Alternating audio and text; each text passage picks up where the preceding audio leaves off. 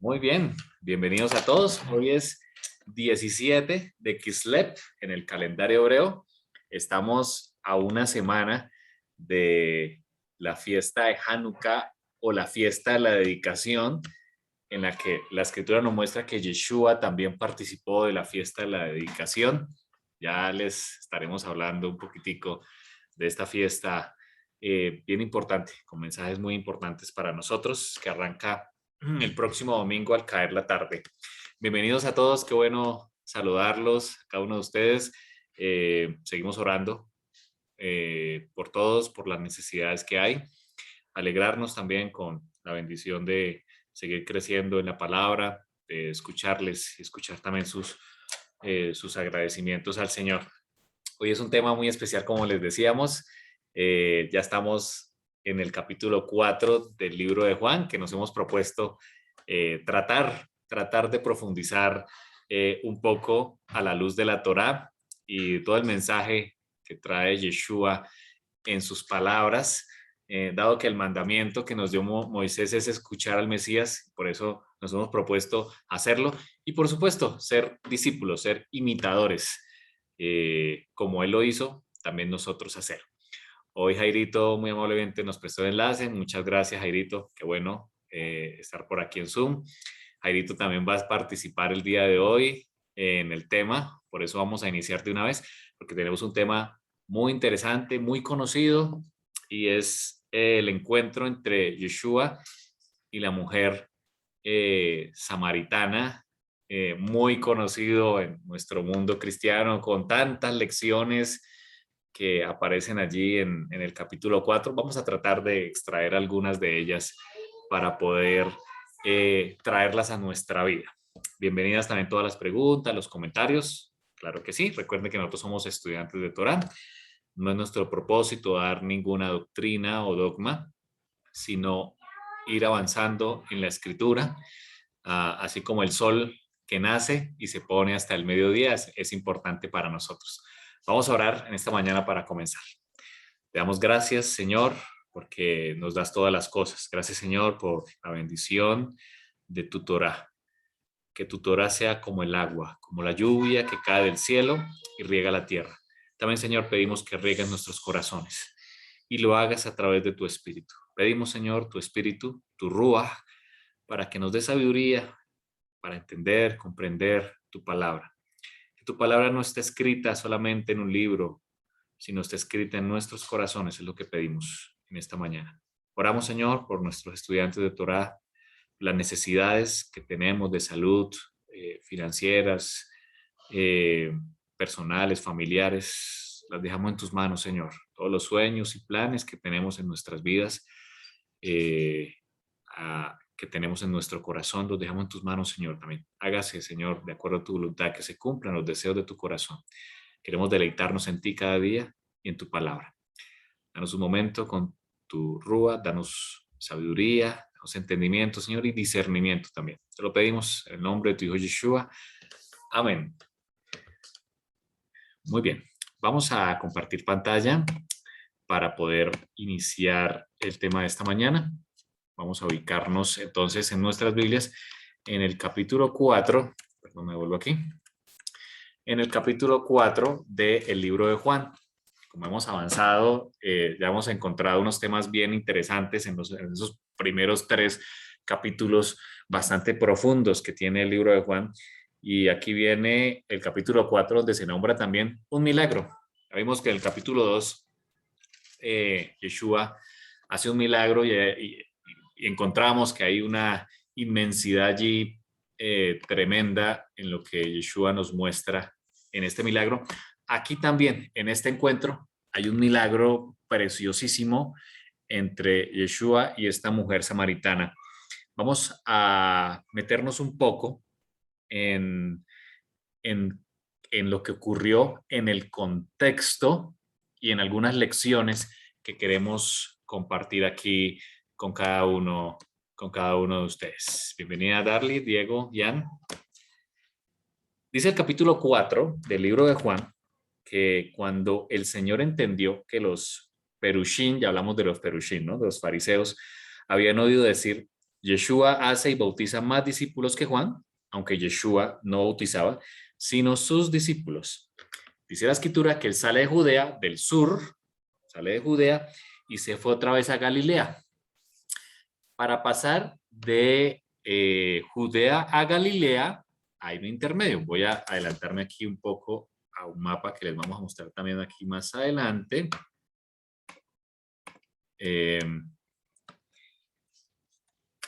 Aquí estamos en este mapa. Entonces, Judea está ubicada en la parte sur. Aquí está Jerusalén, Belén, aquí está Jericó por este lado cerca al río Jordán, por donde pasó el pueblo de Israel. Aquí está el Mar Muerto. Este río Jordán nace desde por acá del norte, del famoso Mar de Galilea, donde Yeshua hizo tantos milagros y enseñó a la gente. Allí está Galilea.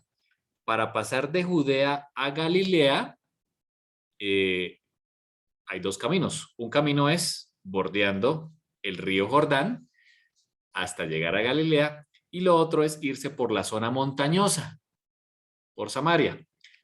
En los tiempos de Yeshua, los judíos evitaban Samaria. Ya les vamos a contar algunas de las razones por las que no se trataban entre judíos y samaritanos hasta el día de hoy. Bueno, hoy ya los samaritanos hacen parte oficial del país de Israel, pero por supuesto siguen habiendo diferencias en su interpretación y en su Torah. Pero en este caso, Yeshua dice el versículo 4, le era necesario pasar por Samaria. Así que Yeshua fue por la zona montañosa. Vamos a ver un poco de dónde vienen los samaritanos, porque aparecen en este escenario, aparecen aquí Yeshua en este encuentro. En una parábola también él nombra a un samaritano. Y hay otros escenarios en este tiempo del primer siglo donde los samaritanos hacen parte de este escenario donde Yeshua está viviendo actualmente. Los samaritanos habitan principalmente aquí donde tengo el mouse, en Efraín. Los samaritanos finalmente son el producto, entre otras mezclas que ya les vamos a contar, entre Efraín y Manasés. Vemos que de los descendientes de Efraín y Manasés mezclados con otros pueblos paganos, vienen los samaritanos. Así que claramente el inicio de los samaritanos está en los hijos de José. José, que fue el hijo, ese hijo favorito de Jacob, quien le regaló la túnica, quien fue vendido a Egipto por sus hermanos, después se hace gobernador allá en Egipto, es una historia preciosísima. Le nacen dos hijos, el mayor Manasés y el menor Efraín. Esos dos hijos, después de que él se encuentra con su padre Jacob, después de muchos años de ese encuentro, él le pide que bendiga a sus dos hijos.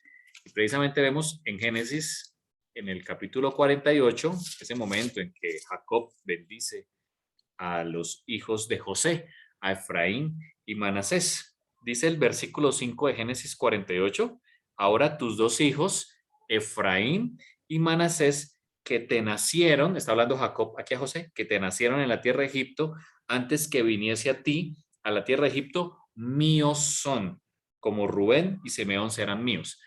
Allí Jacob le dice a José que esos dos hijos, Efraín y Manasés, serían de él. Por eso es que Efraín y Manasés se convierten en dos tribus. Es decir, claramente en la repartición de las tierras, como vemos aquí en la parte derecha del mapa, cuando Josué entra y saca a estos imperios que habitaban en Canaán y se reparte la tierra, claramente José obtuvo doble porción como si fuera el primogénito. Y claramente sus dos hijos, que Jacob le dijo que iban a ser de él, se convierten en dos tribus de Israel, dos tribus tremendas. Ustedes se dan cuenta del territorio que se le dio a Manasés, un territorio grande, al lado oriental del Jordán y también al lado occidental. Manasés fue una tribu grande y Efraín, que era el menor, dice la escritura, llegó a ser poderoso, llegó a ser más importante que su hermano menor. De hecho, en la escritura vemos muchas veces en los profetas que cuando llaman a Israel, a este Israel del norte, en vez de decir Israel, dicen Efraín, porque Efraín se convirtió en una tribu tan importante que representaba a todas las 10 tribus del norte. Así que fueron dos tribus muy poderosas, muy grandes, tan grandes como lo fue Judá en el sur, y de allí, de esos descendientes, vienen los samaritanos.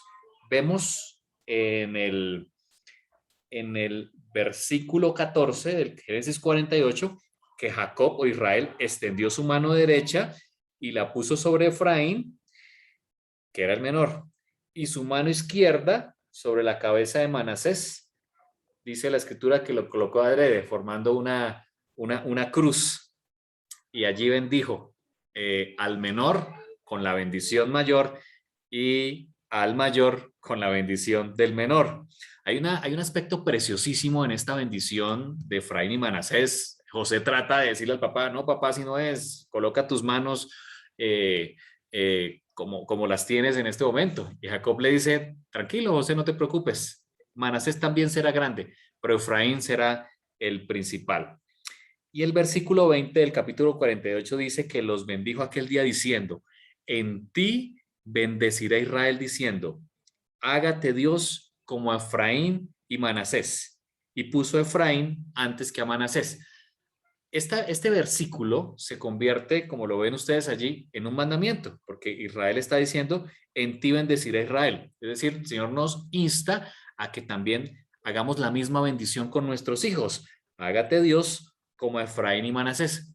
Por eso en Shabbat bendecimos a nuestros hijos colocando también las manos sobre las cabezas, como lo hizo Jacob sobre Efraín y Manasés, y les decimos a nuestros hijos, en el caso del varón, que el Señor te haga como Efraín y Manasés, porque estamos obedeciendo el mandamiento de Génesis 48:20, donde Jacob mismo dijo, en ti bendeciré Israel de esta manera. Es un mandamiento y por eso debemos bendecir a nuestros hijos de esa manera. Entonces, en ese escenario, Efraín y Manasés se convierten en dos tribus de Israel y de allí nacen los samaritanos. Ahora, ¿qué ocurre después? Israel, como una nación junta a través del periodo de los jueces, se mantiene así, a pesar de sus pecados, de su idolatría. Llega el reinado de David, un reinado de David glorioso, un reinado de David principal junto con su hijo Salomón, y de acuerdo al mandato del Señor, se construye el templo aquí en Jerusalén. El mandato del Señor fue construirlo allí en Jerusalén, el templo. Después de Salomón, de que Salomón muere, se muestra en la escritura la división del reino. Vamos a Primera de Reyes, capítulos 12 y 13. Muere Salomón, su hijo Roboam intenta gobernar todo el imperio, o sea, norte y sur, pero lastimosamente allí sucede la división y empieza a marcarse a partir de este momento más la diferencia entre estos pueblos que más adelante se llamarían, el pueblo del norte que más adelante se llamaría los samaritanos o Samaria, y el reino del sur con los judíos. Dice la escritura, versículo 1 del capítulo 12 de Primera de Reyes, que Roboam fue a Siquem. Aquí está Siquem. Recuerden que Siquem es el valle donde Abraham ofreció, cuando llegó desde Babilonia, el Señor le dijo, sal de tu tierra. Allí ofreció sobre un altar un sacrificio. Siquem es un valle entre dos montes famosos, el monte Gerizim y el monte Ebal, del cual el Señor le dio un mandamiento al pueblo de Israel de que en el monte Gerizim debían dar las bendiciones, desde allí desde el monte debían dar las bendiciones, decirlas, y en el monte Ebal decir las maldiciones, como un recordatorio al pueblo de Israel de que si obedecían la Torá tendrían las bendiciones, pero si desobedecían tendrían las maldiciones.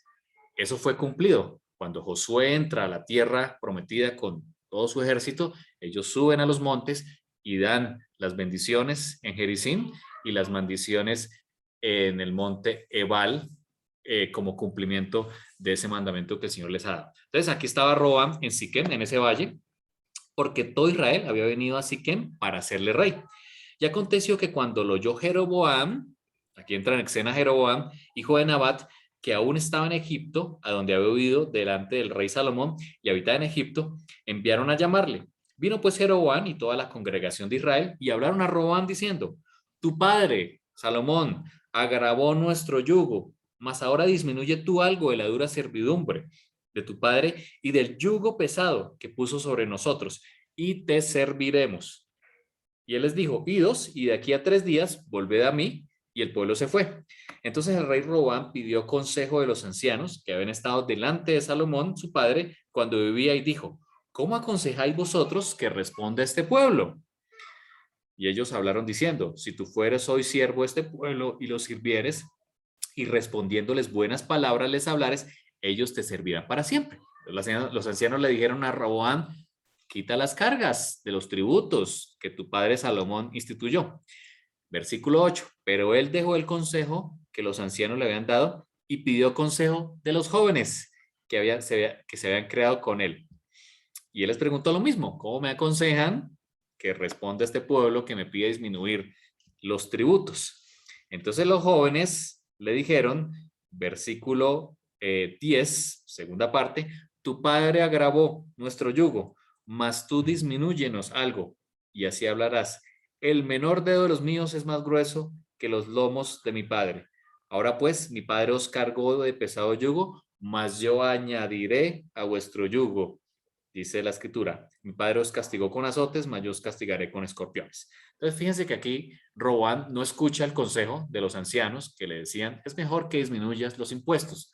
Él prefirió escuchar el consejo de sus amigos, de los jóvenes, y puso duras, incluso peores cargas en tributos que los que había puesto su padre Salomón.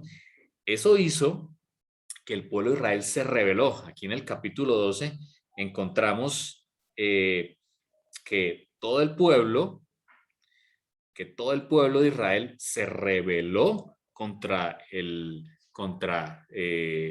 Jeroboam, que estaba intentando reinar sobre Israel. Dice el versículo 5 que no oyó el rey al pueblo, porque era designio de Adonai para confirmar la palabra que Adonai había hablado por medio de Ahías, silonita, a Jeroboam. Cuando todo el pueblo vio que el rey no les había oído, le respondió estas palabras diciendo: ¿qué parte tenemos nosotros con David? No tenemos heredad con el pueblo de Isaí. Israel, a tus tiendas. Provea ahora en tu casa David. Entonces Israel se fue a sus tiendas. Israel se rebeló contra Roboam y se fueron cada uno a sus tiendas. Encontramos en la escritura que el pueblo entonces puso por rey de todas las tribus del norte a Jeroboam. Allí comenzó la división, debido a esta imprudencia de Roboam de no escuchar a los ancianos y disminuir las cargas de tributos. El pueblo de Israel del norte se rebeló y pusieron otro rey. Dice la escritura que pusieron a Jeroboam en el norte, y Roboam se quedó aquí en el sur. De Roboam quedó reinando en lo que es la tribu de Judá, la tribu de Benjamín y la de Simeón, que la de Simeón fue absorbida aquí en Judá. Israel se quedó en el norte con las demás tribus, incluyendo Efraín y Manasés, que eran las tribus principales que reinaban en ese momento en Israel del norte. Fíjense lo que ocurre con esta parte del norte de Israel y que empezó a hacer Jeroboam, que empezó a distanciar cada vez más a ese reino Israel del norte con el reino de Judá. Versículo 25 del capítulo 12 de Primera de Reyes. Entonces reedificó Jeroboam a Siquem, aquí, Siquem entre Jericim y Ebal, grábense la palabra Jericim, dice, y habitó en ella, y saliendo de allí reedificó a Penuel. Y dijo Jeroboam en su corazón: ahora se volverá el reino a la casa de David.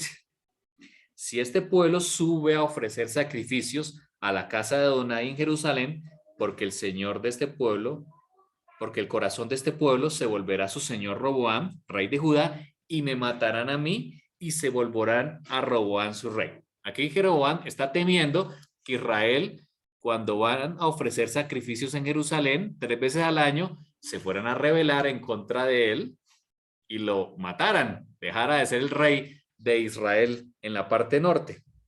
Versículo 28. Y habiendo tenido consejo, fíjense lo que empezó a hacer Jeroboam. Hizo 2 becerros de oro, aquí, en la parte norte. 2 becerros de oro, y dijo al pueblo: bastante has subido a Jerusalén. He aquí tus dioses, oh Israel, los cuales te hicieron subir de la tierra de Egipto. Entonces, claramente vemos que, así como el becerro de oro que hace Israel allí cuando estaba en Sinaí, Jeroboam repitió el mismo pecado.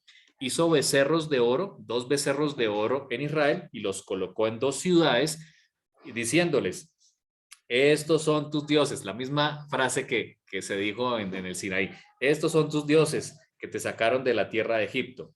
Y puso uno en Betel y otro en Dan. Es decir, por aquí en Betel, regálame un segundito, organizamos aquí la...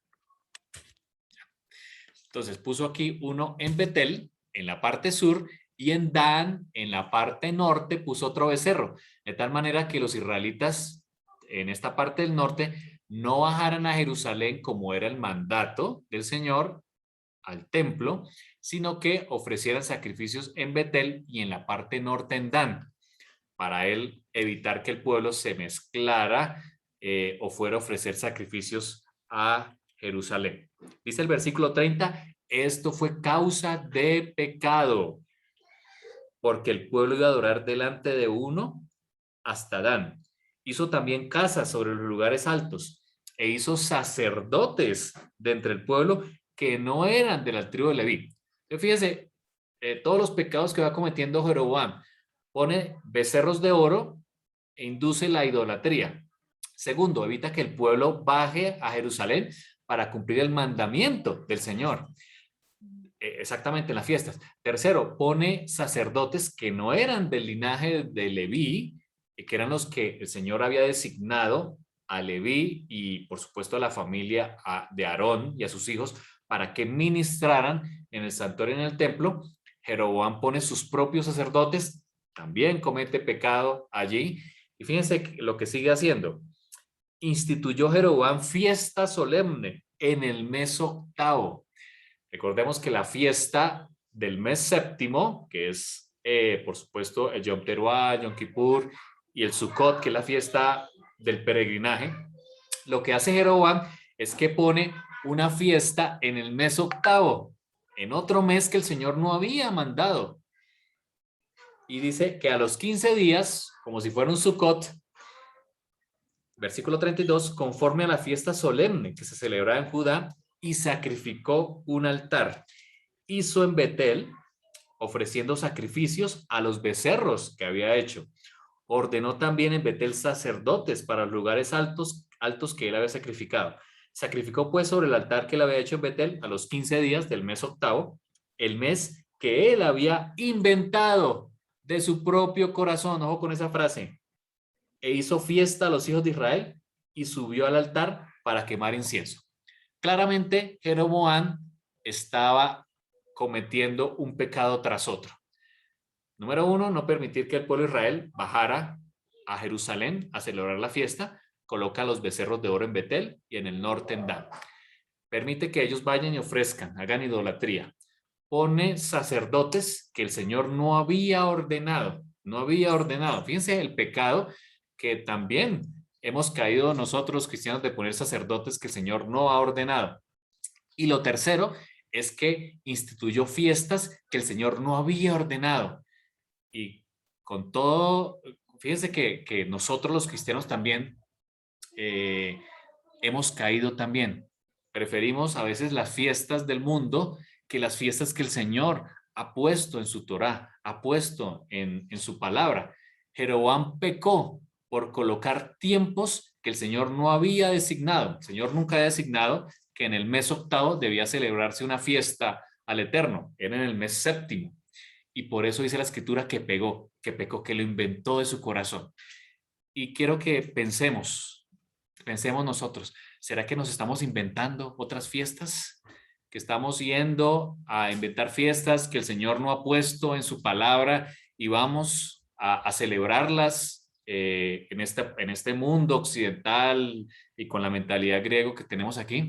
El Señor nos pide hoy que regresemos, que dejemos de inventarnos otras fiestas que Él no ha mandado hacer. Claramente, la Pascua, el Pesaj, debe ser el 14 de Nisan, la fiesta de Shavuot en el mes tercero, el día sexto, y las fiestas del mes séptimo, que son el Yom Teruah, Yom Kippur y el Sukkot, además del Shabbat, que es la fiesta que el Señor instituyó. ¿Será que estamos inventando otras fiestas y otros días que el Señor no dejó en su palabra para adorar?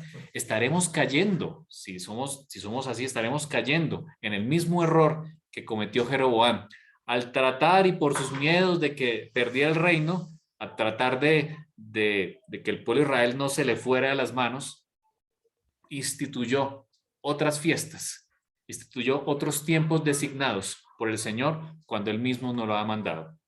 A través de la historia hemos visto lo mismo, como a través nosotros mismos, a través del cristianismo, hemos instituido otras fiestas, otros tiempos designados por el Señor, otros días que el Señor no ha pedido para desviar nuestra atención de la Torá, que no caigamos. Entonces, en este escenario, aquí aparece en Siquem, en Efraín y Manasés, allí están estas dos tribus que cada vez se van distanciando cada vez más del pueblo de Israel. Ahora, pasemos más adelante en la historia, ya estamos en el año, alrededor del año 700 al 800, antes de la era común, y aquí aparece Asiria. Asiria es un reino muy importante en la historia de Israel. De hecho, Asiria llega y toma todo el reino del norte. Llega a Siria, toma todo el reino norte. De hecho, muchos de los israelitas son dispersados en muchas partes de Israel. Aún hoy no se conoce a dónde fueron dispersos muchas de las tribus del norte. No se conoce. Por eso vemos que Pablo va y predica en diferentes partes del Asia Menor buscando aquellas ovejas perdidas de la casa de Israel. ¿Qué hace este rey Sargón II, el rey de Asiria? Pues removió el liderazgo de las tribus, específicamente Benjamín, Manasés y Efraín, y las lleva a Siria. O sea, los líderes de estos pueblos los dispersó, los llevó a Siria. Y a su vez trajo gente cananea de lo que hoy es Irak, los llamados cutitas en la parte oriental, en la media luna fértil donde fue Babilonia. De ella trajo estos cutitas al área y las mezcló con los israelitas, es decir, indujo a que los israelitas se mezclaran, hicieran casamientos con estas personas, de tal manera, él quería que esto fuera menos probable, que esta área ya mezclada, israelitas con estos cutitas, se levantara en contra del imperio asiria. Claramente era una estrategia que Asiria hacía en muchas partes y era llevar su gente a donde iba conquistando, que se mezclaran entre ellos para evitar que hubiera una revuelta, para que se convirtiera en una extensión de su territorio. Claramente en contra del mandamiento de la Torá. La Torá había dicho, el Señor ha dicho a su pueblo, que no debían mezclarse con los pueblos cananeos. Está en la Torá, que no debías dar tu hijo a su hija, ni tu hija a su hijo. No debían mezclarse, a menos que estas personas hicieran teshuvá, ya lo vimos la vez pasada, que se convirtieran, que se hicieran parte del pueblo de Israel, como vemos en Ruth, la moabita, ascendiente de David, que se hizo parte del pueblo de Israel, pero el mandamiento era que no se podía mezclar. Claramente, por eso Pablo, entre otras cosas, menciona, no os unáis en yugo desigual con los incrédulos, porque era un mandamiento que venía desde la Torá. El Señor quería mantener puro su pueblo y, por supuesto, atraer a otros, que otros se convirtiesen, que se hiciesen israelitas, que eso implicaba dos cosas, ya lo vimos, ¿no? Aceptar al Dios de Israel y dos, cumplir la Torá. Era parte de lo que el Señor quería para que Israel fuera de esa manera una luz a las demás naciones. Más tarde, Omri, aparece el rey de Israel. Omri en Primera de Reyes, capítulo 16, versículo 23, él construye la famosa ciudad de Samaria. Entonces aquí ya empieza a aparecer en escena, en este siglo IX, antes de la era común, aparece Omri. En Primera de Reyes 16:23 dice que en el año 31 de Asa, rey de Judá, comenzó a reinar Omri sobre Israel y reinó 12 años. En Tirsa reinó 6 años. Omri compró a Semer el monte de Samaria.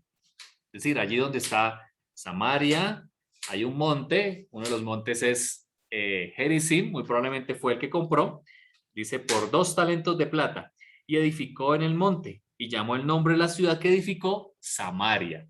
Aquí nacen los samaritanos propiamente dichos. Omri compra esta ciudad, Omri rey de Israel, y le da el nombre Samaria en el siglo IX antes de Cristo.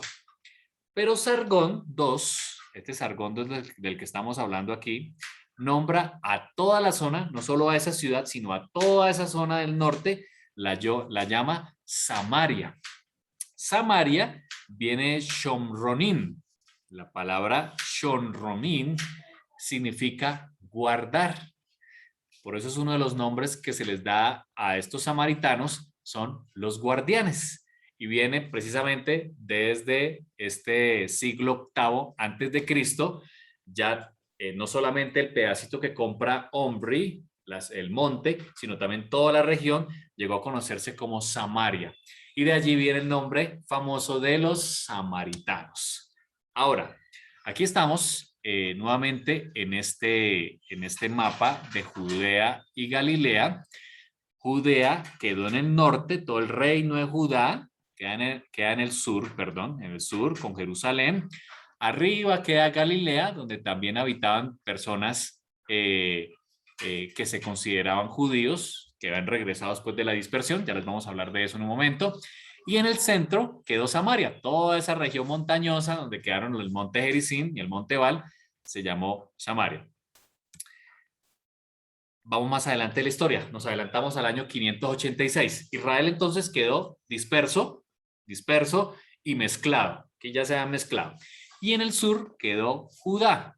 Judá, pues sabemos que también se revela, viene la consecuencia de su pecado. Judá en el año 586 es tomada por Babilonia. Llega a Babilonia, destruye el primer templo, toma cautivos a este Israel del sur, que ya casi se va a llamar Judá, todavía no se llamaba judíos a los que vivían aquí, los toma, también se lleva dispersos a varios, como entre ellos al profeta Daniel, al profeta Ezequiel que vivía en aquel entonces, y los lleva hacia la provincia de Babilonia. Luego sabemos que en el año 538, de acuerdo a la profecía de los 70 años, Israel retorna por la orden de Ciro, retornan a su pueblo y empiezan a edificar nuevamente Jerusalén, los muros de la ciudad. Allí entran en escena grandes hombres como Zorobabel, que fue el primero que condujo una buena parte de Israel.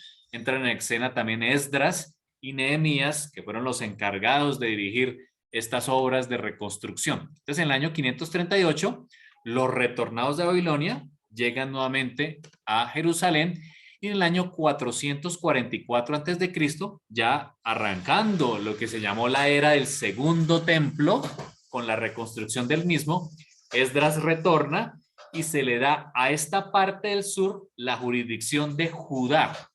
De allí nace el nombre judío. Fíjense que la palabra judío empieza a aparecer ya después del retorno de los israelitas que vuelven después del cautiverio en Babilonia, se les da el nombre de judíos.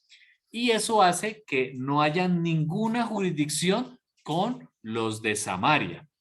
Aquí aparecen en escena las grandes diferencias que ya existían entre ese reino de Judá en el sur y los llamados samaritanos.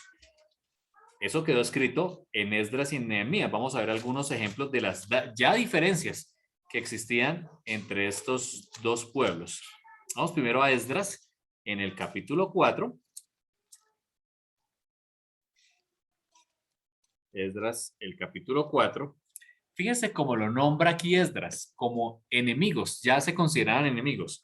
Oyendo los enemigos de Judá y de Benjamín, que los venidos de la cautividad de Babilonia, los que regresaban, edificaban el templo de Adonai, Dios de Israel, vinieron a Zorobabel y a los jefes de las casas paternas y les dijeron: edificaremos con vosotros, porque como vosotros buscamos a vuestro Dios y a él ofrecemos sacrificios desde los días de Sar-Hadón, rey de Asiria, que nos hizo venir aquí.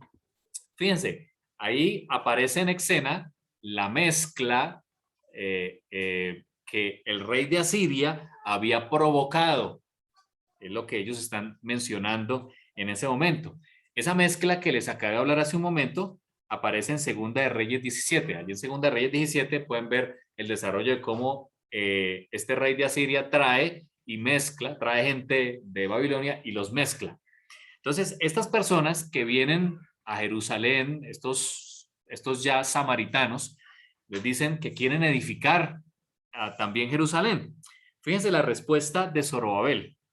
Aquí aparece Zorobabel, aparece el nombre Yeshua, Zorobabel, Yeshua, y los demás jefes de las casas paternas de Israel dijeron: no os conviene edificar con vosotros casa a nuestro Dios, sino que nosotros solos la edificaremos, Adonai, Dios de Israel, como nos mandó el rey Ciro de Persia. Fíjense que aquí Zorobabel, Yeshua y los demás jefes que ya estaban reedificando Jerusalén sabían qué intención tenían estas personas del norte, estos samaritanos. Sabían que venían a perturbar la construcción. Ahí está en el versículo 4. Pero el pueblo, o sea, Samaria, intimidó al pueblo de Judá y lo atemorizó para que no edificara. Sobornaron, además, contra ellos a los consejeros para frustrar sus propósitos todo el tiempo de Ciro, rey de Persia, y hasta el reinado de Darío, de rey de Persia. Y en el reinado de Asuero, en el principio de su reinado, escribieron acusaciones contra los habitantes de Jerusalén. También en días de Atarjerjes escribieron Bislán, Mitrídates, Tabeel y los demás compañeros suyos. Artajerjes, rey de Persia, y la escritura y el lenguaje de la carta eran en arameo. Estos samaritanos del norte querían era estorbar la construcción de los muros de Jerusalén. Incluso, como lo vemos allí en el desarrollo del capítulo 4 de Esdras, escribieron cartas a Artajerjes, rey de Persia, diciéndole: estas personas en Jerusalén están construyendo, van a construir un muro y cuando lo construyan no van a darte más tributos, se van a aislar.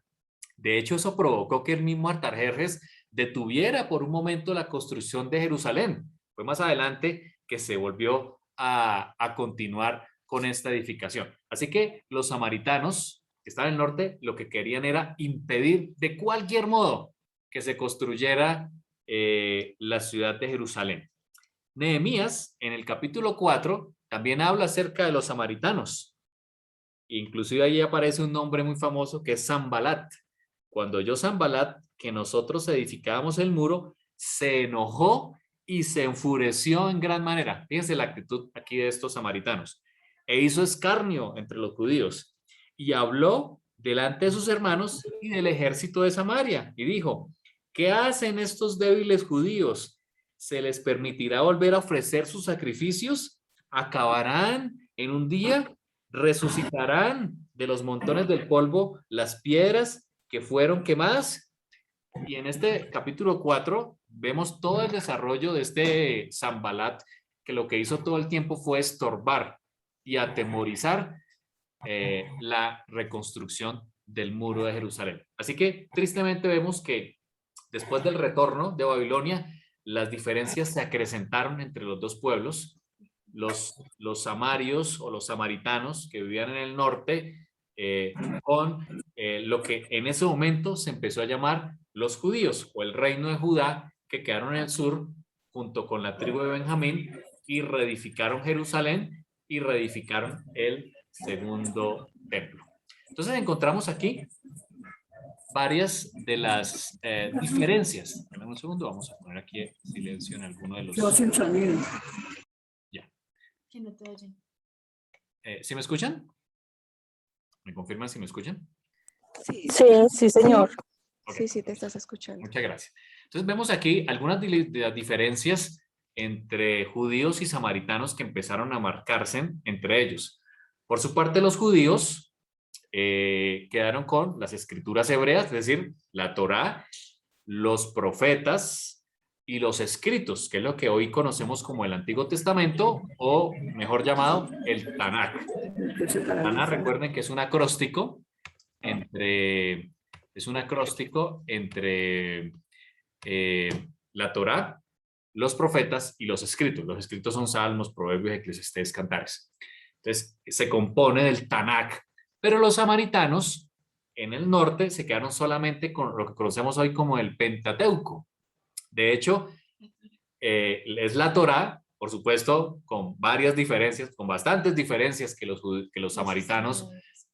Los samaritanos reescribieron varias cosas de la Torá, así que lo que se llama el Pentateuco samaritano quedó exclusivamente para ellos, y los judíos se quedaron con la Torá, los profetas y los escritos como lo tenemos hoy en nuestras Biblias. Por su parte, los samaritanos solo reconocen a Moshe como profeta. Por supuesto, no reconocen a ninguno de los otros profetas que existieron después en la escritura, pues mucho menos pues todas las interpretaciones que se encuentran después en el Talmud, la tradición oral que el mismo Yeshua habló acerca de ella. También encontramos otra diferencia y es en el lugar de adoración.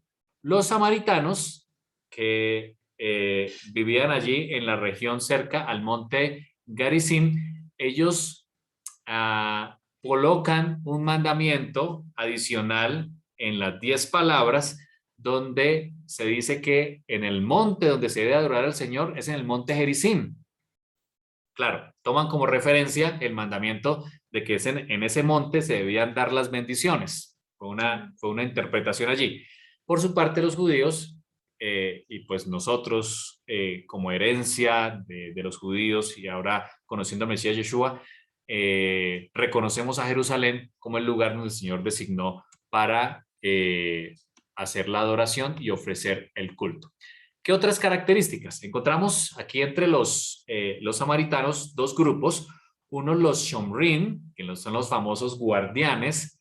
Ellos se llamaron los guardianes de la Torá. Que eran hebreos, ¿no? Es importante, este grupo de samaritanos venían todos de Israel, si eran israelitas. Y los samaritanos gentiles, que ya eran la mezcla entre hebreos y gentiles. De acuerdo. Muy bien. Ellos tenían su propia, como decía mi esposo, tenían su propia Torá. Su Torá se llamaba Samariticón. Los grandes estudiosos que comparan las escrituras han comparado entre la versión oficial, pues, que nosotros leemos, hebrea, etcétera, y esta versión, y han encontrado más de 7,000 diferencias. Unas de las más rescatables o de las más vistas es que, por ejemplo, en Éxodo 20 nosotros encontramos el primer mandamiento, que es, si quieres leerlo, Éxodo 20. Vamos a ir al Éxodo 20. Éxodo 21. Sí, la primera dice, yo soy Adonai tu Dios, que te saqué de la tierra de Egipto de casa de servidumbre. Esa es la primera palabra. Ese mandamiento fue quitado totalmente de sus escritos, y en la 10ª palabra. La 10ª palabra es no codiciarás la casa de tu prójimo, la mujer, tu siervo, tu criada, ni cosa alguna. Ahí lo cambiaron y pusieron una indicación a que se debía construir un altar en el monte de Gerizim. Con eso, estos sustentan, obviamente, que la adoración se debía hacer, era en este monte. Y pues obviamente esas diferencias entre lo que se estudia crearon filosofías distintas. Hay otras cosas, por ejemplo, ellos, los libros de los profetas que tú y yo estudiamos, ellos los consideran libros históricos, pero no creen que quienes ejercieron el papel como profetas realmente fueran profetas del pueblo de Israel. Así es. Así que los samaritanos se quedan con su Torá, con más de 7,000 diferencias de la Septuaginta, pero aceptan el libro de Josué solamente. y los demás profetas y los escritos simplemente son históricos para ellos. Así que encontramos a unos samaritanos que se colocan aquí en esta parte del monte Ebal y el monte Gerizim, con Siquem en la mitad. En el periodo griego, Alejandro Magno les permitió construir allí su templo, allí construyeron un templo, así que habían unas diferencias totalmente marcadas, y esta introducción es para poder entender lo que vamos a ver a continuación de la mujer samaritana, totalmente marcadas a tal punto que inclusive los judíos no querían mezclarse con los samaritanos y viceversa. Si un judío tocaba a un samaritano, quedaba impuro, ya de acuerdo a, por supuesto, es un mandamiento de hombre, a tal punto que tampoco le podía recibir un vaso de agua. Pensemos en Yeshua frente a la mujer samaritana que le está pidiendo un vaso de agua, porque quedaba impuro y tenía que entrar en un proceso de purificación respectiva.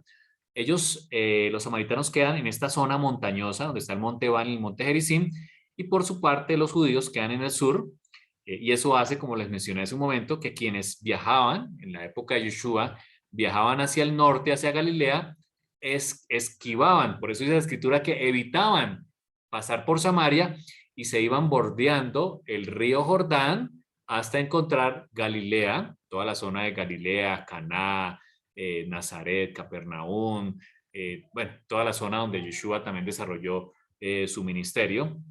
Los judíos en su época evitaban incluso pisar tierra de Samaria, dadas las grandes diferencias que ya existían en ese momento.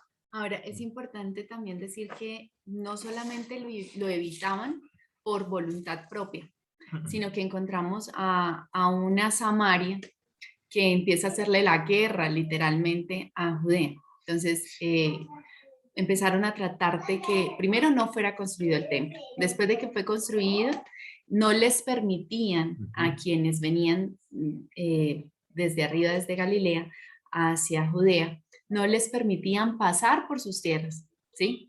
Por lo tanto, les tocaba rodear la zona. Ustedes saben que hay fiestas de peregrinaje, que son las 3 fiestas principales, donde se debía venir al templo de Jerusalén. Entonces, no se les permitía. Cuenta la historia o la tradición judía que, como nosotros les hemos hablado, en la época de antes no existía el correo electrónico, no existía teléfono, cómo comunicar, cómo dar a conocer que había un cambio de mes. Y el cambio de mes era muy importante, no solamente porque es un momento de congregación, sino también porque a partir de eso se sabía cómo empezar el conteo para hacer las fiestas. Entonces, conocedores de esto, en Samaria, ellos sabían cuál era el sistema que se usaba en Judea. Entonces, en Judea se hacían como unas fogatas en lugares altos para que desde otros lugares los pudieran observar y pudiesen saber, nos están anunciando que hay un inicio de mes. ¿Qué empezaron a hacer? Empezaron a hacer sus propios falsos fogatas con el fin de que la gente se confundiera y no supiera cuándo iniciaba un mes o otro. Entonces, todas estas cosas empezaron a crear una dificultad que no solamente era de los judíos hacia los samaritanos, sino era de los samaritanos hacia los judíos, o sea, era algo muy mutuo. Yo le decía a mi esposo que es como si tú no, como comparando los niños, ¿sí? Parecían niños, digo yo, porque cuando un niño quiere salirse con su voluntad y no se le permite salirse con su voluntad, entonces ahora yo no dejo que el otro haga lo que yo quería hacer. Yo lo veo de esa manera. Y lastimosamente eso no solamente permeó la fe de muchos samaritanos y los desvió, sino que luego vamos a encontrar unos textos en la Biblia en los cuales nos pueden explicar un poco mejor cómo era la situación espiritual de ellos. Muchas gracias. Entonces, en el primer siglo, donde Yeshua aparece, vemos las diferencias marcadas, no solamente en su Torá, que habían ya diferencias, en su interpretación, en la idolatría grande que reinó en toda la zona norte desde Jeroboam, ya lo vimos allí, y que todavía reinaba en ese momento, y el odio, porque empezó a haber un odio entre samaritanos y judíos, de judíos a samaritanos y samaritanos hacia judíos, por supuesto.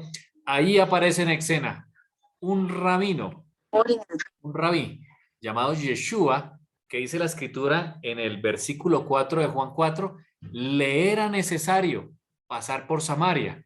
Esto fue algo impresionante. De pronto en nuestro contexto lo aceptamos fácilmente, pero en el contexto que se está viendo en ese momento era impensable. ¿No? Okay. ¿Aló? ¿Alguien tiene alguna pregunta? ¿Sí? Regálame un segundo. ¿Ya me compraste los estos? Vamos a desactivar aquí el audio. Era impensable creer que un judío, mucho menos un hombre, mucho menos un rabino, fuera a pasar por Samaria. O sea que fue contra todo pronóstico. Yeshua, dice la escritura, que le era necesario pasar por Samaria. Ya vamos a ver esta parte al finalizar. Generalmente el camino, ya sabemos que era un camino que pasaba a través del río Jordán. Yeshua tomó el camino del centro para ir por Samaria. Ahora, ¿por qué?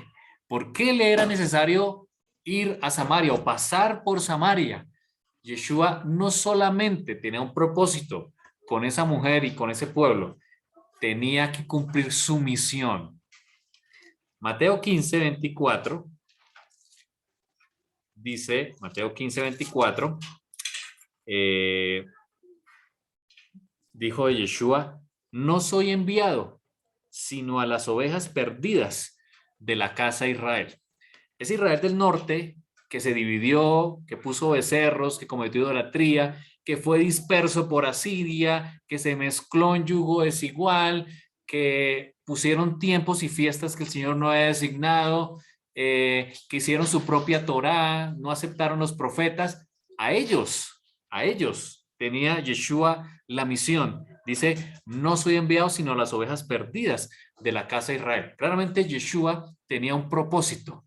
Él era el novio y él mismo, como había quedado carta de divorcio a esta Israel del norte, de eso ya hemos hablado anteriormente, eso está en Jeremías capítulo 3, versículo 8, dice, ella vio que por haber fornicado la rebelde Israel, está hablando de la casa del norte, yo la había despedido y dado carta de repudio. Claramente, Israel del norte estaba disperso, tenía carta de divorcio y de acuerdo a la Torá no podía volver, no podía retornar. Solamente cuando muere su esposo, el que le dio la carta de divorcio, ella es libre de esa ley. Y ese es el mensaje de Pablo que da a todos los perdidos de la casa de Israel en el Asia Menor, diciéndoles, la carta de divorcio ha sido clavada esa carta de divorcio en la cruz. Ya podemos regresar. Por eso es que Yeshua tenía que pasar por Samaria, porque tenía que cumplir su misión como novio, tenía que ir a esas ovejas perdidas de la casa de Israel. Por eso lo encontramos aquí en el versículo 4, que le era necesario pasar por Samaria. Versículo 5 del capítulo 4. Vino pues a una ciudad de Samaria llamada Sicar, junto a la heredad que Jacob dio a su hijo. Claramente allí Jacob dio una heredad a su hijo José, precisamente donde se establecieron Efraín y Manasés, que Efraín y Manasés sabemos que de allí vienen los samaritanos. Encontramos en Génesis 33:19 el momento en que Jacob compra esa heredad. Vamos rápidamente a Génesis 33:19. Después de que Jacob se reconcilia con su hermano Esaú, en aquel encuentro, ¿cierto? Donde Jacob temió, luchó con un varón toda la noche, finalmente se encuentra con Esaú, se abrazan, Esaú se va por su camino y Jacob se va hacia Sucot. Dice en el versículo 19 que compró una parte del campo. Vamos al versículo 18 anterior. Después de que Jacob llegó sano y salvo a la ciudad de Siquem, allí mismo, donde estaba la mujer samaritana, que está en la tierra de Canaán, cuando venía de Padán Aram, y acampó delante de la ciudad, allí, donde estaba la mujer samaritana, y compró una parte del campo, donde plantó su tienda, de mano de los hijos de Amor, padre de Siquem, por 100 monedas. Es decir, la heredad que está hablando el versículo 5 de Juan 4, es la heredad que Jacob compró por 100 monedas de plata y la dio a su hijo José. De hecho, si vamos a Josué 24, allí también vemos que esa heredad se le dio a los hijos de José. Josué 24:32 dice que enterraron en Siquem, allí donde estaba Yeshua con la mujer samaritana, allí en Siquem habían enterrado los huesos de José, padre de Efraín y Manasés. Dice que los hijos de Israel habían traído a Egipto en la parte del campo que Jacob compró de los hijos de Amor, padre de Siquem, por 100 piezas de dinero, y fue posesión de los hijos de José. Esa heredad fue herencia para los hijos de José, específicamente para Efraín. Así que Yeshua está de pie en el pozo de Jacob, justo al lado de la heredad que Jacob compró, donde fueron enterrados los huesos de José y donde fue la herencia, por supuesto, para sus hijos Efraín y Manasés. Específicamente, este era el territorio de Efraín, donde vivían esos samaritanos que ya vimos la historia respectiva. Versículo 6. Estaba allí el pozo de Jacob. Entonces Yeshua, cansado del camino, 18 horas había desde Judea hasta Samaria caminando, 18 horas, por supuesto, estaba cansado, era la hora sexta. Recuerden que la hora sexta en el pensamiento hebreo es el mediodía, contando desde el amanecer, era la hora sexta. Y vino una mujer, aquí aparece en escena esta mujer, la mujer que se hizo famosa a nivel mundial. Vino una mujer de Samaria a sacar agua. Yeshua le dijo, dame de beber. Esta mujer de Samaria, las mujeres que iban en general a sacar agua, vemos a Rebeca sacando agua del pozo y por eso vemos que eran mujeres diligentes, eran mujeres muy diligentes, quizás iba a alimentar a su familia. Era una mujer que en la escritura se muestra que las mujeres que van al pozo a sacar agua es como aquellas que buscan al Señor todos los días, que buscan el agua para alimentarse. Así que vemos a esta mujer que iba a sacar agua del pozo a la hora del mediodía, quizás miró de reojo y se dio cuenta que era un judío. Los judíos ni siquiera pisaban la tierra de los samaritanos, mucho menos hablar con otro samaritano y mucho menos hablar con una mujer. O sea, contra todo pronóstico, Yeshua le dice, dame beber. Y más que Yeshua iba a tocar un elemento que había sido tocado por un samaritano, que en aquel momento, ya por mandamiento de hombres, los judíos ya ni tocaban ni entraban en las casas de los gentiles. Así que esta mujer, frente a esta pregunta tan impresionante, tan extraña, tan salida de contexto en aquel momento, dice en el versículo 9, ¿cómo tú, siendo judío, me pides a mí de beber, que soy samaritana? Una pregunta lógica para todo el contexto que ya vimos al inicio de este tema, porque judíos y samaritanos no se tratan entre sí. A lo cual Yeshua le dijo, si conocieres el don de Dios, es decir, el regalo, el matán, ¿y quién es el que te dice, dame de beber? Tú le pedirías a él, al contrario, tú le pedirías y él te daría agua viva. Yeshua da un versículo extraordinario, cuando le dice, mujer, si tú conocieses dos cosas tienes que conocer. Número uno, el don de Dios. Hay un don, hay un matán, hay un regalo de Dios que tú deberías conocerlo. Y número dos, el que habla contigo. Si conocieras quién es el que habla contigo, tú le pedirías y él te daría agua viva. Ahora, recordemos primero, el agua viva. ¿Alguno recuerda qué es el agua viva? Algunos recuerdan cuando ya hablamos en el capítulo 2 y el capítulo 3 del agua viva. ¿Qué era el agua viva? En aquel contexto en que vivían estos israelitas. El agua que se guardaba en los cántaros de piedra. Muy bien, muchas gracias, Jairito, así es. Entonces, el agua viva es aquella que viene de un agua, una fuente natural, de un río, del mar, de la lluvia. Recordemos que la mikve, o lo que hoy conocemos como el bautisterio, estaba hecha de agua ya sea de la lluvia o de un río, y que es el verdadero uso para hacer la inmersión, y que se conservaba, como le dice Jairito, en tinajas de piedra, porque las piedras mantienen el carácter de agua viva, dados sus minerales, mantienen la característica de agua viva. Así que Yeshua utilizó ese término de agua viva, no un agua estancada, para hablarle algo muy importante a esta mujer.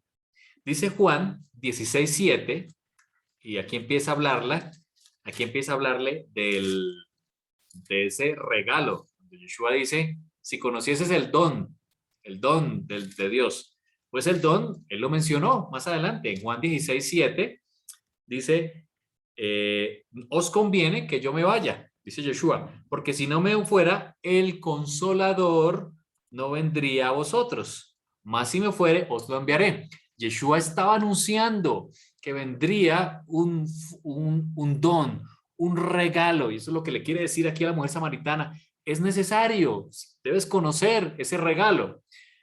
Dice Isaías 44, Isaías 44 dice, ahora pues, oye Jacob, siervo mío, y tú Israel, a quien yo elegí, así dice Adonai, hacedor tuyo, y el que te formó desde el vientre, el cual te ayudará. No temas, siervo mío Jacob, se refiere a toda la casa de Israel, siervo mío Jacob, y tú Jesurum, a quien yo escogí.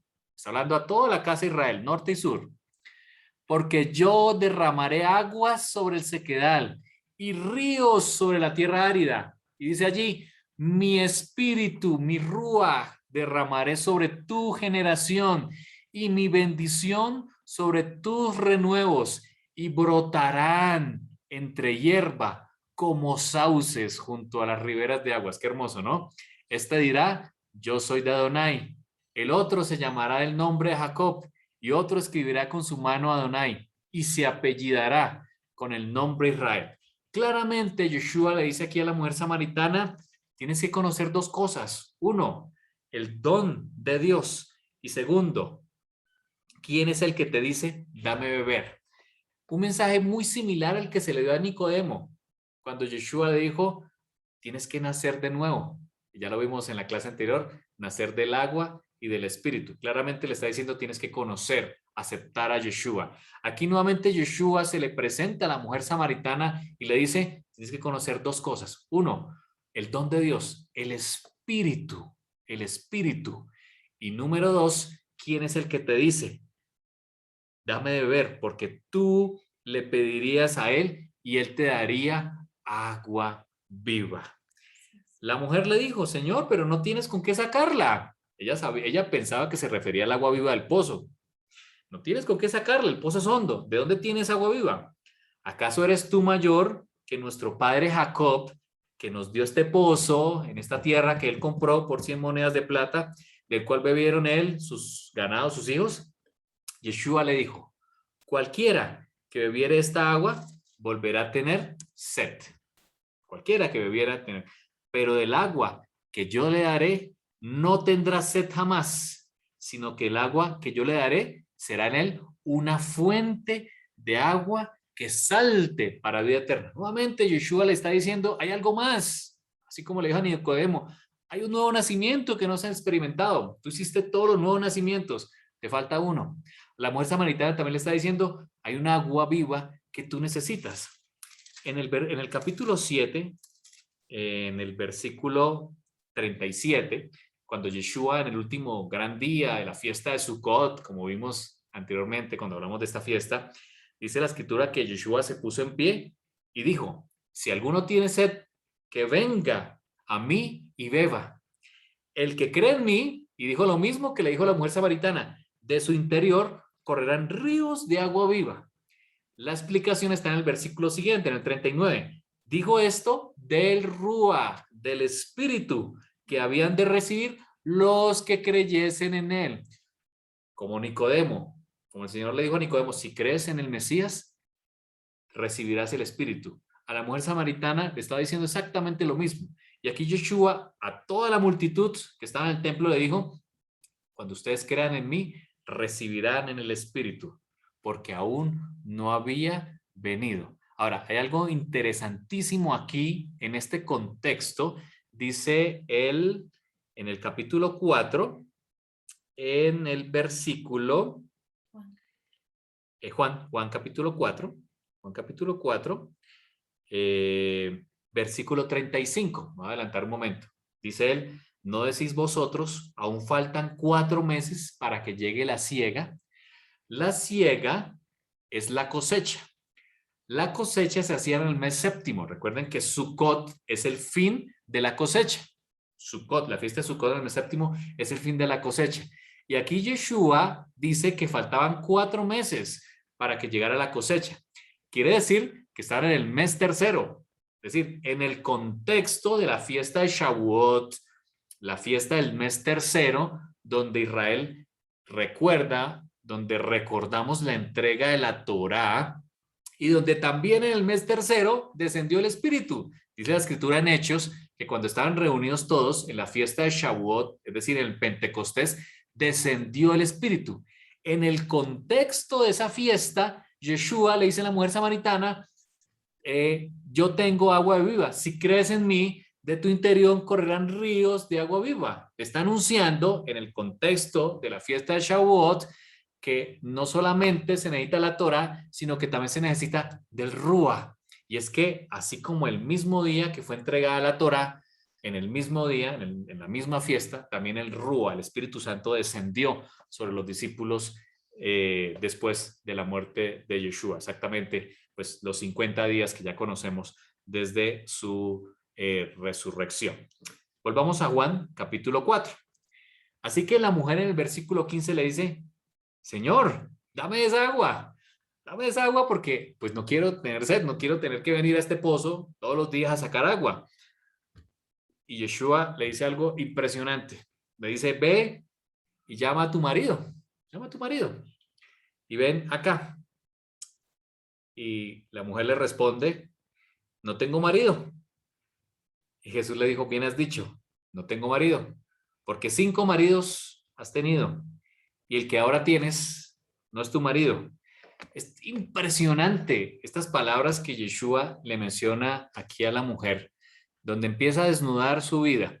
Y quiero invitar aquí a Jairito. Jairito tiene un tema que ustedes lo pueden tener allí, como comentamos en una clase pasada, acerca de estos 5 maridos y el que ahora no es.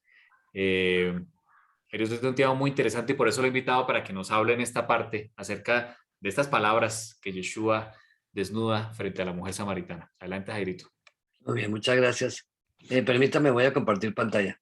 Adelante. Bueno, ante todo, quiero felicitarte porque esto que estás exponiendo es tremendamente importante para entender este capítulo 4 de Juan sobre los samaritanos y los judíos.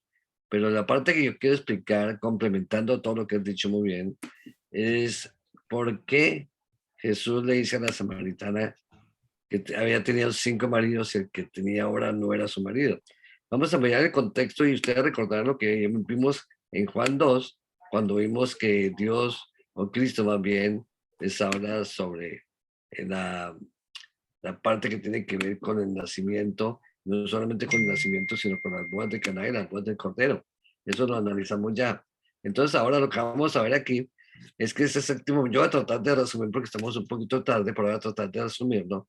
Este séptimo marido evidentemente es Cristo. Vamos a mirar por qué. Es, como leyó acá hace un momentico Javier, el versículo 16 al 18 dice, Jesús le dijo, ve y llama a tu marido y ven acá.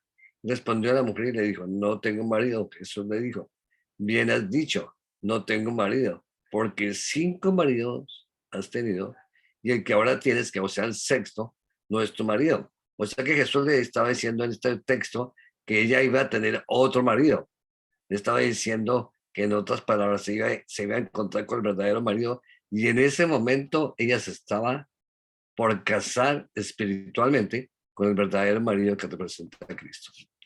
El encuentro de esta mujer samaritana con Jesús hizo que ella aceptara a Jesús como el Mesías. Evidentemente ella lo reconoció. Su vida fue transformada hasta el punto de convertirse en una seguidora y vocera y predicó del Salvador a todos los de su pueblo, como ya todos sabemos, el texto lo dice más adelante, y muchos creyeron por su testimonio. O sea que al convertirse una persona en Cristo, lo aceptamos como el marido, porque ya hemos hablado en varias ocasiones, y ya dijo Javier, que él es el esposo, y nosotros somos su pueblo y somos su esposa, y al aceptarlo nos convertimos en seguidores, voceros, y predicaremos de Cristo, dando nuestro testimonio. Esa es la primera base. Muy bien. Esta mujer había tenido 5 maridos, y estaba con el sexto, que evidentemente no sería verdadero. Jesús le dijo, ven, llama a tu marido y ven acá. ¿Por qué Jesús mandó a llamar al marido? Vamos a analizar esto brevemente. Ese día ella entró en una nueva relación espiritual que nunca más había tenido con ninguno de sus maridos, y ese marido espiritual fue Cristo. Este séptimo marido, y se unió por fe a él, porque tal como dice el versículo 24, que Dios viene a buscar verdaderos adoradores en espíritu y verdad. Esta mujer se convirtió en uno de ellos. Vamos a leerlo.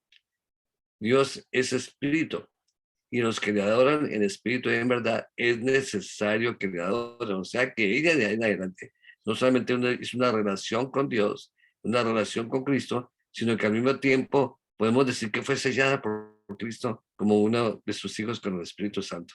Tal como estaba diciendo Javier, que ese es el don o el regalo que Dios nos da. La mujer samaritana representa a quienes, a todos aquellos que tienen un verdadero encuentro con Jesús, o sea, el esposo. Nos representa a nosotros, los que estamos conectados en este momento, que estamos buscando una relación con él, porque hemos sido en este momento, hasta este momento, quizás antes, hemos estado en un adulterio espiritual con otros maridos, como vamos a ver. Y él recibió, y de esa manera ella recibió a través del perdón, y recibió el agua de vida. La mujer samaritana recibió de Jesús esa agua de vida y nunca más tuvo sed espiritual, porque ya hizo una relación. Quien hace una relación con Cristo, quien hace una relación de verdad con Dios, nunca más tiene sed espiritual, porque ya está recibiendo esa agua continua, como dijo Javier, una agua viva que la recibimos todos los días. Por ese encuentro que tuvo con Jesús, y fue sellada definitivamente, y pasó a ser parte del remanente, esa remanente que se va recogiendo a través del tiempo, que finalmente será un solo pueblo, un solo redil, y formarán evidentemente lo que llamamos o conocemos como la esposa del Cordero. El pueblo de Dios reconocerá al verdadero esposo Jesús cuando tenga un genuino encuentro con él y beban del agua de vida que él nos ofrece. En otras palabras, hermanos, ustedes están aquí no por casualidad. Yo los trajo aquí para que ustedes, cada uno de nosotros, bebamos el agua de vida que Él nos da. Y esa agua de vida nos está ofreciendo, así como la samaritana, para que salgamos de todas las doctrinas adulterios que hemos tenido en nuestras vidas. Quizás no nos hemos percatado de haber estado viviendo unidos a otros maridos. Y quizás estamos en este momento con el sexto marido, viviendo de sus aguas contaminadas, o sea, sus doctrinas que son falsas, que nos hacen la sed, que no nos llevan a la vida, que nos conducen a dónde, nos conducen a la muerte. Pero nosotros sabemos que el agua es vital para la vida, y esa agua de Jesús es vital no solamente para la vida, sino para la vida eterna. En este momento la mayoría aún están fornicando. Muchísima gente está en fornicación, en los brazos del sexto marido. Jesús nos advierte que no es nuestro verdadero marido, así como se le dijo a la mujer samaritana: 5 maridos has tenido, y el que ahora tiene no es tu marido. O sea, en otras palabras, es un llamado que Jesús nos hace, así como se lo hizo a la mujer samaritana. Salgamos de toda contaminación, salgamos de cualquier cosa que nos está afectando para no recibir esa agua pura que Jesús nos ofrece. Jesús es el verdadero marido, el séptimo, que sacará, y no solamente sacará un remanente, sino que aparte de eso, de cada una de las 7 iglesias que están representadas en Apocalipsis 2 y 3, cada uno de nosotros estamos representados en una iglesia. Y de ahí saldremos los que escuchen, por eso ustedes leen con detenimiento el capítulo 2 y 3 de Apocalipsis, verá que al final de cada iglesia dice un llamado: el que escuche, el Espíritu dice, escuche lo que el regalo de Dios dice, o sea, el Espíritu Santo. Saldremos y formaremos ese remanente, y serán los que entienden el llamado del Espíritu Santo, Y aparte de eso, es un llamado para cada uno de nosotros. Por eso nuevamente reiteramos y vamos a leer el versículo 23 que dice, mas es la hora y ahora es cuando los verdaderos adoradores adorarán al Padre en espíritu y en verdad, porque también el Padre a tales adoradores busca que adoren. Jesús fue a buscar a la mujer samaritana y Jesús nos está buscando en este momento a cada uno de nosotros. ¿Por qué? Porque nosotros queremos buscar, necesitamos esa agua pura, así como esa mujer se lo pidió, que nosotros también se lo pidamos. Pero nos damos cuenta también que la verdadera oración, como ya se ha explicado en temas anteriores, tiene que ver con las tablas del pacto, las tablas de la ley. Los 4 primeros mandamientos son los mandamientos de adoración y son los mandamientos que nos identifican como el pueblo de Dios, que somos verdaderos adoradores del único y verdadero Dios. Jesús está sosteniendo en su diestra las 7 iglesias en este momento.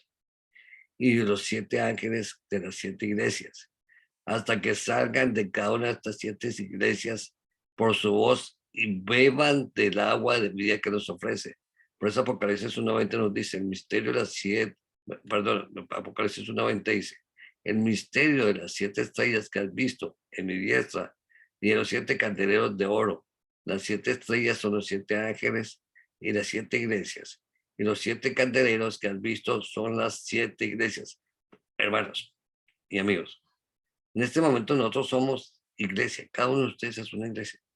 Y cada uno de nosotros tenemos que unirnos al 7º marido para ser parte de ese remanente que salen de las 7 iglesias. Por eso vemos aquel contexto tan perfecto que hay entre el libro de Apocalipsis y el mensaje de Jesús siendo el 7º marido. Porque si cada uno somos parte de las 7 iglesias, entonces quiere decir que el 7º marido está buscando un remanente que salga de las 7 iglesias, así como Jesús fue a buscar a la samaritana y que ella fue y convirtió con su testimonio a muchos cuando los llevó a Cristo, tal como Jesús, como vemos en el relato que hay en este capítulo. No sé si ustedes se acuerdan que yo compartí con ustedes anteriormente sobre esta estructura de Apocalipsis y por qué Apocalipsis está estructurado en 7. Las 7 iglesias, lo vemos aquí en el capítulo 2 y 3. Luego vemos los 7 sellos que terminan en el capítulo 18, empieza el 7º sello. Luego vemos las 7 trompetas y luego vemos las 7 copas. ¿Por qué? Porque el libro de Apocalipsis es prácticamente el mismo llamado a la mujer samaritana para que nos unamos al Cordero, para que sigamos al Cordero, para que sigamos a Cristo y nos unamos a Él. En síntesis, esto es lo que podría decir esta mañana. Hay mucho más que quisiera decir, pero yo creo que con esto ya resumimos esta parte. Ahora sí puedes seguir, Javier. Gracias. Jarito, Dios te bendiga. Dios te bendiga. Te sigue usando con esas bellas interpretaciones. Muchas gracias, Jarito. Bien, vamos a finalizar. Entonces nos ubicamos. Perdón un segundo. Un segundo.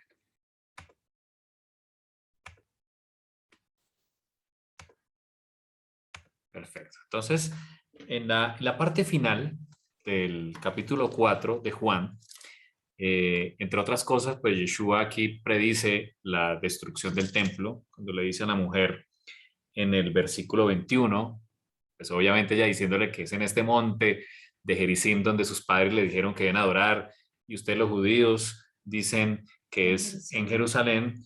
Yeshua le responde,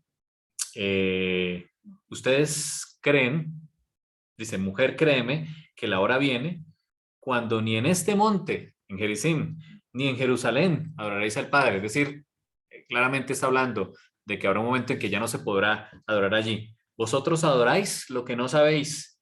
Nosotros adoramos lo que no sabemos. Fíjense lo que dice aquí Yeshua, lo que sabemos. Porque la salvación viene de los judíos. Claramente Yeshua está diciendo, de los judíos es que viene la salvación. Tienes que creer al Mesías que nace de los judíos. Como cristianos, nosotros no podemos despreciar, porque se ha generalizado en nuestra cultura que Jesús es muy diferente al pueblo judío, que no tiene nada que ver. Todo lo contrario, Yeshua viene, es un judío, cumple la Torá, le dice a la mujer samaritana que la salvación viene de los judíos. No podemos despreciar las raíces, porque nosotros no estaríamos aquí estudiando Torá si no fuera porque un grupo de judíos aceptó al Mesías, escribieron lo que conocemos hoy como el Nuevo Testamento. La primera iglesia, que más que es cristiana, era judía porque eran todos judíos, y de allí pues viene toda la descendencia cuando se extendió, cuando Pablo lleva el evangelio a las tribus perdidas de Israel. Tú y yo, cuando aceptamos al Mesías, dice Romanos 11, somos injertados en el olivo natural. O sea, nosotros no podemos despreciar nuestras raíces, porque es precisamente a lo que el Señor quiere volvernos a traer, quiere injertarnos en el olivo natural. Y a veces como cristianos queremos separar allá todo lo que es judío y aquí es cristiano, cuando claramente nosotros tenemos todas nuestras raíces en el pueblo de Israel. Claramente en nuestro Mesías es un judío y cumplió la escritura. Quiero llevarlos al final de esta conversación para finalizar. Cuando la mujer le dice, sé que ha de venir el Mesías, versículo 25 del Juan 4, llamado el ungido. Cuando él venga nos declarará todas las cosas. Yeshua le dijo, yo soy el que habla contigo. Muy pocas veces Yeshua mostró que él era el Mesías, pero claramente como su misión, de acuerdo a Mateo 15:24, era venir por las ovejas, las ovejas perdidas de la casa de Israel. Claramente le reveló, ya Jairito lo dijo, esta mujer tenía un propósito. Y fíjense que ella habló en la ciudad, cuántos hombres vinieron a él, y hay algo interesante aquí, y es que Yeshua se quedó con ellos, versículo 40, 2 días. 2 días, dice la escritura, que él se quedó con ellos, hablándoles acerca de la Torá. Fue un momento donde los samaritanos, muchos de esos samaritanos aceptaron al Mesías, estos que estaban perdidos en su idolatría, en sus pensamientos. En este momento, Yeshua cumple su misión y los atrae. Ahora, si nos vamos al significado profético, tanto Pedro, como mencionando la profecía del Antiguo Testamento, habla que para el Señor un día es como 1000 años. Yeshua se quedó con ellos 2 días, quiere decir que Yeshua se quedó con ellos 2000 años. Yeshua, desde su venida, ha estado con los gentiles, ha venido, se ha manifestado a nosotros. Por eso hoy en nuestros países, por supuesto como gentiles, conocimos al Mesías de Yeshua. Cuando lo conocemos, recibimos su Espíritu Santo, como él lo dice, y somos injertados en Israel. Yeshua vino por los gentiles, por los perdidos de la casa de Israel. Ahora, dice la escritura que creyeron muchos más por la palabra de él. Y decían a la mujer, ya no creemos solamente por tu dicho. Versículo 42, porque nosotros mismos hemos oído y sabemos que verdaderamente este es el Salvador del mundo, el Mesías. Amén. Claramente una conversión de toda una región al Mesías de Yeshua. El Mesías de Yeshua. Fueron injertados en Israel. Estos samaritanos, dice la escritura en Segunda de Reyes, capítulo 17, nombra unas características de estos samaritanos que quizás se parecen mucho a lo que los cristianos hemos hecho hoy en día. Dice la escritura en versículo 33, capítulo 17, con esto terminamos.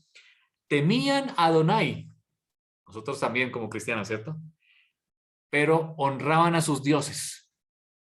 Como cristianos también tememos a Adonai, al mismo, pero también tenemos otros dioses diferentes a los que la Torá nos muestra, según la costumbre de las naciones de donde habían sido trasladados. Hasta hoy, dice la escritura, Daisy, esto es Segunda de Reyes 17:33 en adelante. Hasta hoy hacen como antes. Ni temen a Adonai, ni guardan sus estatutos ni sus ordenanzas. Como cristianos decimos que honramos a Adonai, pero no cumplimos su Torá. Ni hacen según la ley, dice la escritura, ni hacen según la Torá y los mandamientos que prescribió Adonai a los hijos de Jacob, al cual puso el nombre Israel. Cuando tú aceptas al Mesías, tú te haces parte de Israel. Ya lo vimos en la clase pasada. Cuando tú haces inmersión, no te conviertes a ninguna denominación, te conviertes a Israel. Y como Israel tienes 2 características que cumplir: aceptar al Dios de Israel, al único Dios verdadero, y segundo, cumplir su Torá. Por ende, aceptando al Mesías y recibiendo su Espíritu Santo. Versículo 35. Con los cuales Adonai había hecho pacto con ese pueblo, con nosotros, y les mandó diciendo: no temeréis a otros dioses, ni les adoraréis, ni les serviréis, ni les haréis sacrificio. Mas a Adonai, que os sacó de tierra de Egipto con gran poder y brazo extendido, a este temeréis, y a este adoraréis, y a este haréis sacrificio. Los estatutos y los derechos y la Torá y los mandamientos que os dio por escrito, ¿cuidaréis solamente hasta la muerte del Mesías? No, siempre. La Torá es eterna, la Torá sigue vigente. Dice, los cuidaréis siempre de ponerlos por obra. Y no temeréis a dioses ajenos. No olvidaréis el pacto que hice con vosotros, ni temeréis a dioses ajenos. Mas temed a Adonai vuestro Dios, y él os librará de mano de todos vuestros enemigos. Versículo 40. Pero ellos no shema, no escucharon, como los cristianos, como muchos de los cristianos, no escucharon. Antes hicieron según su costumbre antigua. Nos volvemos al paganismo. Así temieron a Adonai, aquellas gentes, y al mismo tiempo sirvieron a sus ídolos. Fíjense que puede pasar con nosotros. Decimos que servimos a Adonai, pero también servimos a nuestros ídolos, no obedeciendo la Torá que está en nuestras manos. Dice, y también sus hijos y sus nietos, según como hicieron sus padres, así hacen hasta hoy. Claramente Yeshua tenía un propósito aquí. Él quería sacar de la idolatría a estas personas, a estos samaritanos, que claro, ellos decían que adoraban a Adonai, pero seguían a sus dioses. Puede ser un retrato muy claro de lo que somos nosotros hoy. Decimos que adoramos a Adonai, pero seguimos en nuestras costumbres, en nuestras fiestas. Además, incluso hasta en nuestras iglesias hacemos más fiestas, como las hace el mundo, que las fiestas que el Señor ordenó en su palabra. ¿Será que estamos igual que estos samaritanos? Yeshua, el mensaje de Yeshua para hoy es para ti y para mí. Es para que salgamos de la idolatría. Es para que dejemos de obedecer los mandamientos de hombre. Dejemos de hacer fiestas como lo hace el mundo y empecemos a obedecer al Señor, a temerle a Él y obedecer sus mandamientos, a guardar sus Shabbats, a recordar el inicio del mes, al obedecer las fiestas y obedecer sus mandamientos, que claramente es amor, es amar a Dios y amar a nuestro prójimo. Yeshua hoy también está cercano a nosotros porque quiere sacarnos, así como estas personas samaritanas aceptaron al Mesías Yeshua, hoy también la invitación es para que aceptemos al Mesías Yeshua, tú y yo. Así es, y como le dice mi esposo, tenemos dos caminos delante de nosotros. Así como cuando el pueblo de Israel durante esta semana muchos han estado estudiando esta historia, son puestos frente a dos montes, Gerizim y Ebal. Y le dice, escoge este camino y tendrás vida. Escoges este camino y tendrás muerte, ¿sí? Y empiezan las bendiciones y empiezan las maldiciones. En Segunda de Reyes vemos un pueblo samaritano que decidió por decisión propia temer a Dios en su corazón, pero seguir con sus dioses. Y encontramos en Juan a unos samaritanos con un corazón dispuesto a él que decidieron aceptarle como el Mesías. Y yo creo que el llamado es a escoger uno de los dos caminos, que conozcamos al Señor, que Amén. lo amemos con todo nuestro corazón, Amén. que dejemos que Él cause cambios en nuestra vida, que el Señor nos ate a Él, a sus mandamientos, a sus estatutos y sobre todo, lo más importante, que podamos recibir el Espíritu de Dios, porque finalmente es su Espíritu el que va a transformarnos, no solamente externamente, sino internamente, y es el que nos va a convencer de pecado, el que nos va a guiar en el camino y el que será nuestro sustento en tiempo de dificultad. Así que es nuestro llamado, que Dios los bendiga un montón y los invitamos a que oremos